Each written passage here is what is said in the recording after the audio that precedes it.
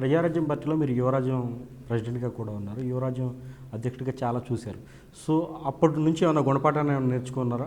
అంటే ప్రతిరోజు అంటే గుణపాఠాలంటే గుణపాఠం అనే పదం ఏంటంటే మనం తప్పు చేస్తే మనం గుణపాఠాలు నేర్చుకుంటాం, కానీ మనం ప్రతిరోజు నేర్చుకుంటాం పాఠాలు. అంటే ప్రతిరోజు కొత్త process, political process, and it's ever and new, ఎప్పుడు ఫ్రెష్గా ఉంటుంది. అందుకని కాన్స్టెంట్లీ లెర్నింగ్ ప్రాసెస్లో ఉండాలి. పాలిటిక్స్ చిన్న చిన్న అడ్జస్ట్మెంట్ చేయాలి, ఫ్లెక్సిబుల్గా ఉండాలి, చిన్న మెత్తదనం ఉండాలి. మరి కూర్చోబెట్టి గట్టిగా దాన్ని పట్టిన కొంత మూడే కాళ్ళు అంటే ఒకసారి కుదరకపోవచ్చు.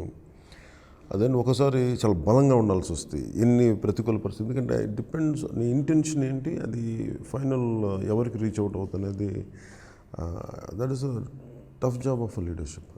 సో ప్రజారాజ్యంలో పనిచేసిన మెగా ఫ్యాన్స్ కావచ్చు, లేకపోతే మీ అభిమానులు కావచ్చు, ఎవరైనా కావచ్చు, వాళ్ళు ఇప్పుడు చాలామంది ఈ పార్టీలోకి రావడానికి భయపడుతున్నారు. కారణం ఏంటంటే ప్రజారాజ్యం పార్టీలో మేము నష్టపోయి ఉన్నాము, ఇప్పుడు జనసేనలో జాయిన్ అయితే మళ్ళీ నష్టపోవాలి, సో రాలేక అక్కడ మిగిలిన పార్టీలో ఉండలేక సతమతమవుతున్న పరిస్థితి కనిపిస్తుంది. అలాంటి వారికి మీరు ఇచ్చే మెసేజ్ ఏంటి? అంటే వాళ్ళందరికీ వెళ్ళి ఎంతమంది ఉంటారండి?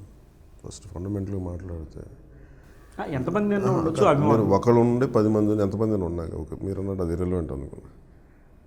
మీరు ఒక ఓటమికి ఇలా మీరు దిశానిర్దేశం మార్చేసుకుంటే, నేను అందుకే నేను ఎవరిని ఇన్వైట్ చేయను.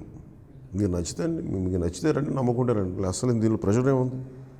నేను నమ్మింది నాకు ఇష్టమైంది నేను చేస్తాను, కానీ కూర్చోబెట్టి మీరు రావాలా వద్దా అంటే ప్యూర్లీ ఇండివిజువల్ చాయిస్ అది. నేను ఎవరిని బొట్టు పెట్టి పిల్లను అలా అని చెప్పి వెళ్ళిపోమని చెప్పండి. వస్తానంటే నమ్మిరండి, లేదంటే రావద్దు. మీరున్న చోట పని చేసుకుని సంతోషంగా ఉన్నాను. For more updates, please subscribe 99 TV Telugu.